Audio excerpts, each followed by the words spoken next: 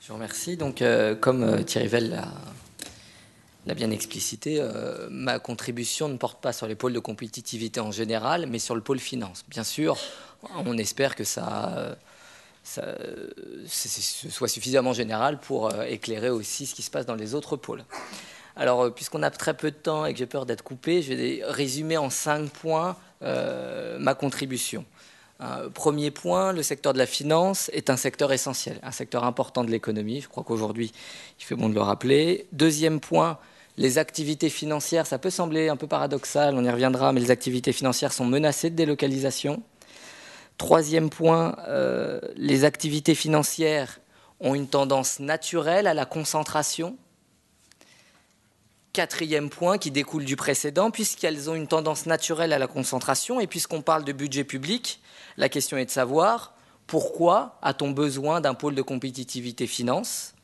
J'essayerai de répondre à cette question. J'examinerai les raisons, pas simplement budgétaires, mais l'impact fiscal, l'impact réglementaire, enfin tout ce qui peut être mis en œuvre pour défendre les pôles de compétitivité.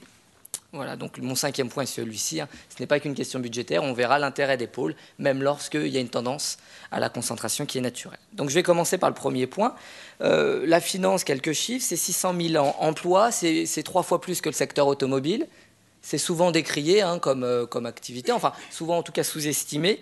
C'est beaucoup d'emplois, c'est 5% de la valeur ajoutée, c'est des emplois qualifiés. C'est aussi des emplois, beaucoup d'emplois indirects, encore une fois dans des secteurs à forte valeur ajoutée, donc des salaires élevés. C'est une activité non polluante. Donc toutes les raisons sont réunies finalement pour qu'on souhaite favoriser, que chaque État souhaite favoriser sur son territoire l'implantation d'activités financières. Deuxième point, l'activité financière est délocalisable. Elle est délocalisable, ça peut surprendre, il y a là comme un paradoxe. En effet, quand on parle de délocalisation, souvent on pense à l'industrie, le textile, l'acier. Mais aujourd'hui, avec la mondialisation, ce ne sont plus seulement les industries qui sont menacées de délocalisation, ce sont aussi les services. Alors, bien sûr, la globalisation, la mondialisation a un impact positif, mais alors on peut citer Krugman, c'est d'actualité. Krugman montre que les effets peuvent être ambivalents selon les secteurs, selon les populations. Alors jusqu'à présent, on avait le discours suivant en tant qu'économiste. On a certes perdu des emplois dans les activités industrielles, mais finalement, si on se spécialise dans des activités tertiaires, on y gagne. Et comme les activités tertiaires, encore une fois, je le répète, ça peut sembler anecdotique, mais c'est important. Comme les activités tertiaires sont non polluantes, ce sont des salaires élevés, ce sont des activités un peu créatrices, finalement, on y gagne. Le problème, c'est qu'aujourd'hui, on est loin de ce cadre. Même les services sont aujourd'hui menacés de délocalisation. La finance est menacée de délocalisation. Alors, ici, j'ai quelques photos juste à montrer. Je n'aurai pas de texte sur les slides, mais quelques photos. Menacés de délocalisation, ça nous...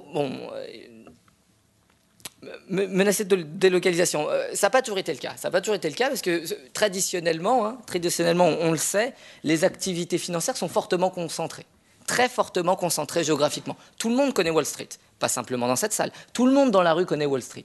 Tout le monde connaît la City. Tout le monde connaît Place de la Bourse, le Palais Brongniart. Des activités très fortement concentrées. D'ailleurs, il y a plein d'images. Je ne sais pas si on voit bien ici. J'en ai d'autres. La bourse, pour la plupart des gens, c'est ça. C'est des gens qui sont concentrés, qui sont l'un à côté des autres. Alors ça a changé. C'est pour ça qu'aujourd'hui, il y a des menaces de délocalisation. Ça a changé. Ça, ce sont des images d'archives. Pas la précédente, puisque c'était le NICE qui subsiste en tant que place géographique clairement identifiée. Ça a changé, ça n'existe plus. Aujourd'hui, là, vous avez le Palais Brongniart. Si vous rentrez à l'intérieur du Palais Brongniart, vous avez une corbeille, vous avez toujours la corbeille, qui est conservée pour des raisons historiques, mais c'est vide. C'est vide, on peut y organiser des colloques, on peut organiser prochainement les états généraux du management.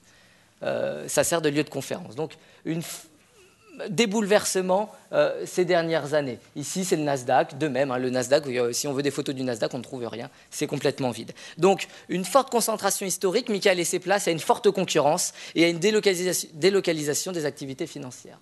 Alors, ceci dit, je reviens un petit peu en arrière pour dire que, ça c'est bien joli, mais on peut aussi avoir des contre-arguments. La localisation des activités, c'est un fait, malgré tout. Et si on parle là plus généralement, on voit bien que les activités sont concentrées. Ici, c'est une photo satellite nocturne, donc on voit très bien qu'il y a des pôles d'activité. Et qui dit pôle d'activité, dit regroupement groupement des différents acteurs. Alors, nous, on a cherché à examiner dans les travaux qui sont en référence dans l'article, on a cherché à examiner finalement quelle était la concentration des activités financières en Europe. Donc ici, c'est sur Paris. On voit que le gros des activités se situe au cœur de Paris, mais qu'aujourd'hui, qu'est-ce qui se développe? C'est des activités en banlieue. On parle de suburbanisation des activités. Il y a un déplacement à la Défense, mais on constate exactement la même chose dans toutes les grandes capitales. À Londres, c'est le quartier de Canary Wharf. Je me dépêche.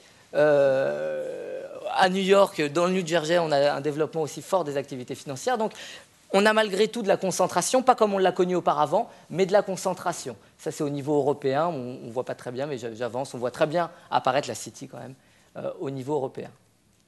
Alors, comme ça se concentre naturellement, pourquoi défendre les activités financières? Est-ce qu'il faut y consacrer un budget? C'est la question qui mérite vraiment d'être posée. Aujourd'hui, et cette présentation-là, je l'avais imaginée il y a 6 mois, quand je parlais le titre de la présentation, c'était « Quel avenir pour la place financière de Paris ?» et on imaginait un avenir radieux grâce au pôle de compétitivité. Aujourd'hui, c'est un peu différent. On se rend compte des problématiques que pose le pôle. Avec la concentration des activités, on a également des effets pervers. Il ne faut pas les négliger. Premier effet pervers, si on concentre trop les activités, on est soumis au choc structurel. Ici, c'est New York.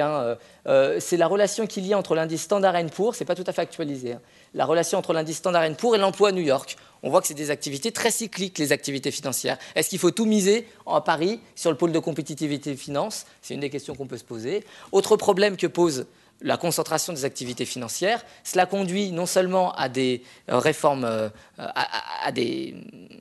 ça impose des choix budgétaires, on va financer ces pôles de compétitivité, mais ce n'est pas tout. C'est pas tout. On a également des réformes réglementaires. On peut craindre une certaine forme de dumping réglementaire. On l'a connu. Alors aujourd'hui, c'est plutôt l'inverse qui se produit. Chaque pays n'a de cesse que de vouloir garantir son système bancaire et financier. L'autre problème que cela pose, c'est le problème de la fiscalité. Pour consacrer le pôle de finance, on a aussi beaucoup joué sur la fiscalité. Aujourd'hui, bien sûr, il y a un effet boomerang. Aujourd'hui, on s'interroge beaucoup sur le bouclier fiscal, sur ces problèmes. Est-ce qu'on n'est pas allé un peu trop loin dans la défense de la place financière de Paris? Voilà. Je vous remercie.